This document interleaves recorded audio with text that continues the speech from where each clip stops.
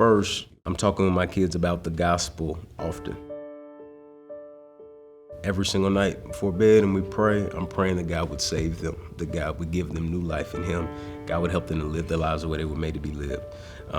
So I want them to know Jesus. I don't want them to just like, oh, here's some Christian things I'm supposed to do. It's like, I'm not really interested in you conforming to things that look Christian to people. I want you to know Jesus, and I want your obedience to flow from that. So that would be the first thing.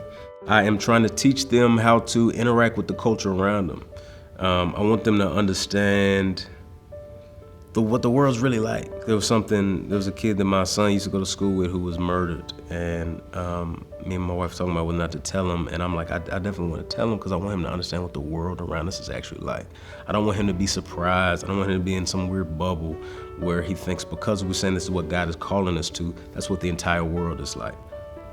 I also want them to know that me and my wife aren't perfect. That's the thing, like, I want my kids to, I don't want it to be strange for me and my wife to say, I'm sorry, what I did was wrong. Will you forgive me?